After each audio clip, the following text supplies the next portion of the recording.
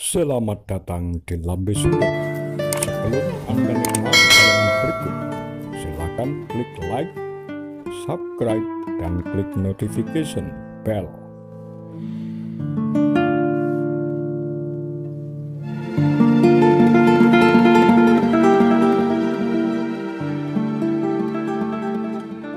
Kemal Idris, Jenderal Sampah penentang Soeharto.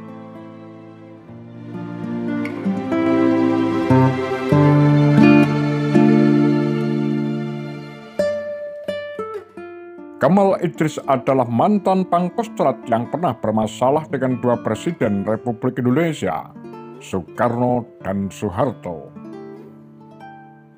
Kemal Idris, Jenderal Sampah penentang presiden. Rasa sakit hati Kemal Idris terhadap Presiden Soekarno berawal pada 17 Oktober 1952. Dalam peristiwa menegangkan di Jakarta, ia diperintahkan oleh Abdul Haris Nasution selaku Kepala Staf TNI Angkatan Darat Kasat untuk mengarahkan moncong meriam ke Istana Negara. Sebagai anak buah, tentu saja Kemal Idris dilarang menolak. Yang terjadi kemudian adalah Nasution justru mundur dan membiarkan Kemal Idris menanggung sendiri akibatnya. Dalam pertemuan resmi selanjutnya, ia sama sekali tidak disapa oleh Presiden Soekarno. Bahkan, Kemal Idris sempat terkucil dari kancah politik selama beberapa waktu.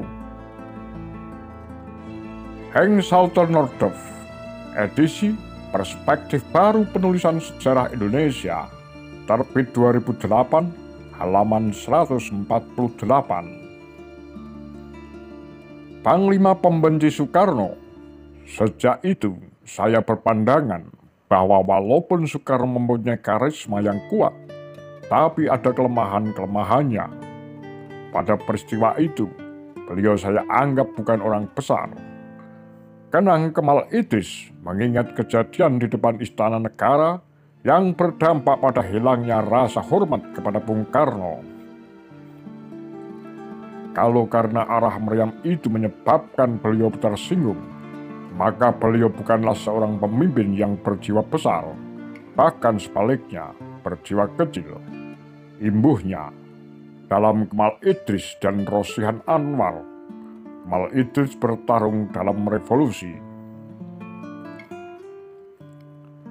Kejadian 1952 yang memantik kebencian Kemal Idris terhadap Presiden Soekarno itu adalah peristiwa yang oleh Nasution disebut sebagai percobaan setengah coup, seperti yang diungkapkannya sendiri kepada Presiden.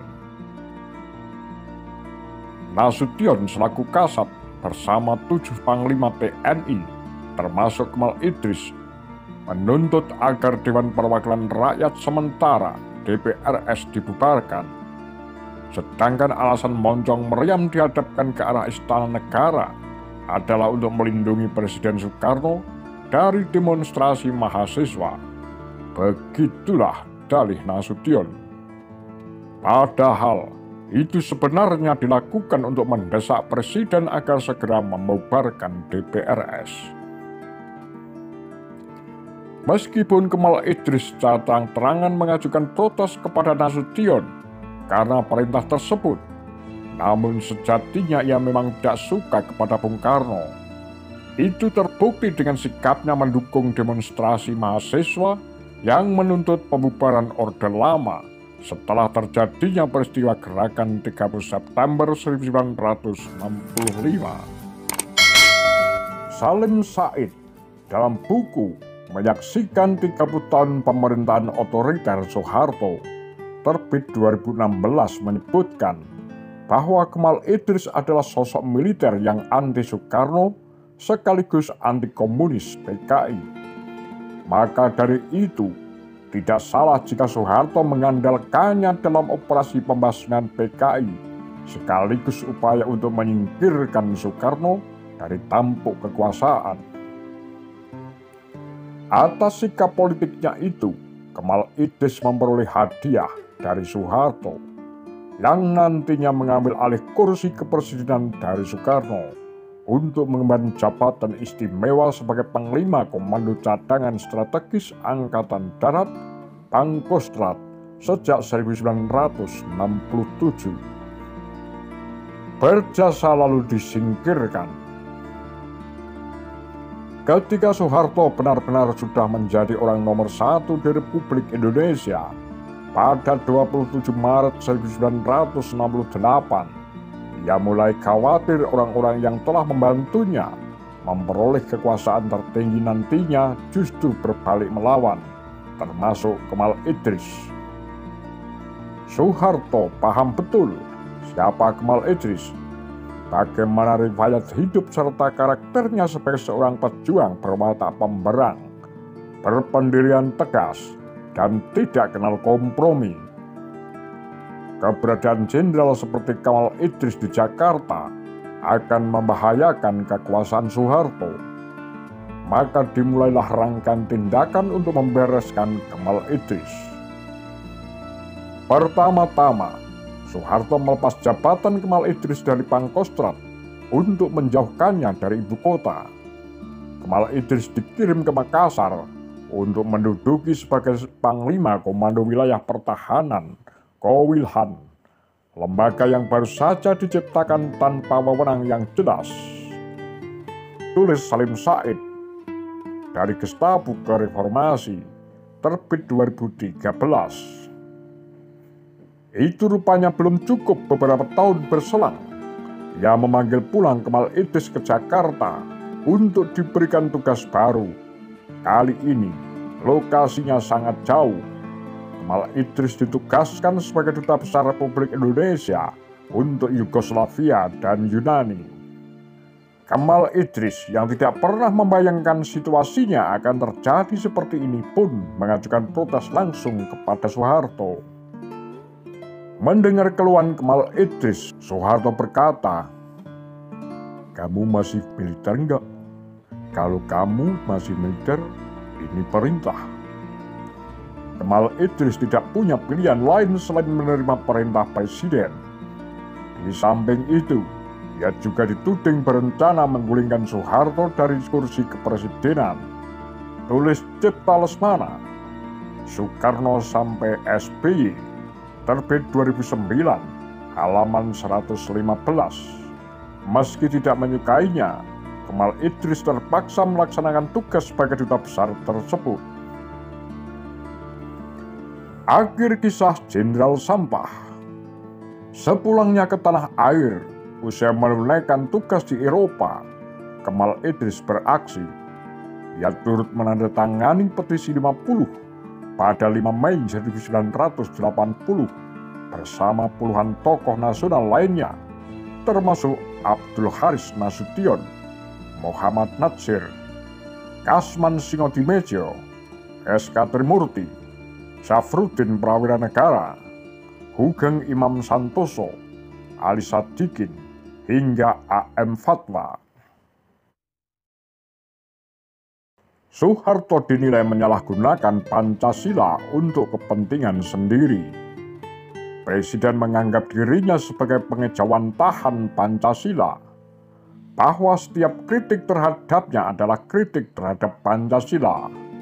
Menurut M.C. Rickleff, A History of Modern Indonesia, terbit 1991, halaman 306, dengan kata lain, Soeharto menggunakan Pancasila sebagai alat untuk mengancam musuh-musuh politiknya.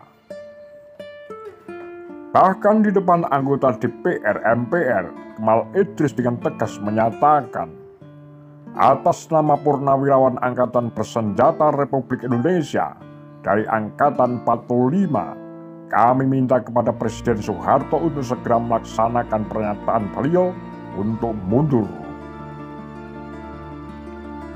Seperti diungkapkan oleh Forum Komunikasi Anak Bangsa, lahirnya gerakan reformasi di Indonesia, terbit 1998, halaman 267.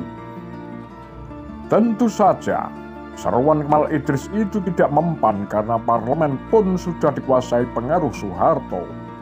Dan tentang orang-orang yang tergabung dalam kelompok petisi 50 termasuk Kemal Idris, Soeharto berkata, "Saya tidak suka apa yang dilakukan oleh yang disebut petisi 50 ini. Saya tidak suka cara-cara mereka, terlebih lagi karena mereka menyebut diri mereka patriot." Seperti tertulis dalam Soeharto, pikiran, ucapan, dan tindakan saya, Autobiografi 1991, halaman 298. Gagal menghentikan langkah Soeharto, Kemal Idris memilih mundur teratur dan akhirnya benar-benar keluar dari kancah politik. Risikonya terlalu besar jika ia tetap melakukan penentangan terhadap presiden. Masih bisa bebas bernafas setelah petisi 50 itu sudah merupakan keajaiban baginya. Kemal Idris kemudian beralih profesi menjadi pengusaha, sempat mengurusi bisnis pariwisata. Ia pada akhirnya justru dikenal dengan julukan Jenderal Sampah. Setelah mendirikan PT Sarana Organ Tamarase, SOR, yang mengurusi persoalan sampah di DKI Jakarta. Julukan tersebut ternyata tidak membuat Kemal Idris risih. Ia justru merasa bangga. Orang sampai heran, kok ada jenderal mau mengurusi sampah? Sekarang saya membersihkan 7 kelurahan di Jakarta dengan 700 pegawai, ucapnya. Sesuai tulisan Eko Endarmoko dalam memoir Senarai di Prasejarah terbit 1993, halaman 28. Tanggal 28 Juli 2010 atau 12 tahun setelah Soeharto berhenti menjadi presiden, Kemal Idris wafat.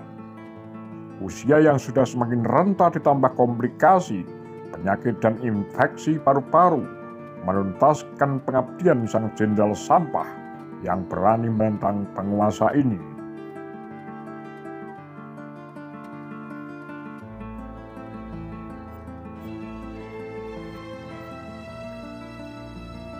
Apa pendapat Anda? Demikian kura-kura, pakar lambe Sunda.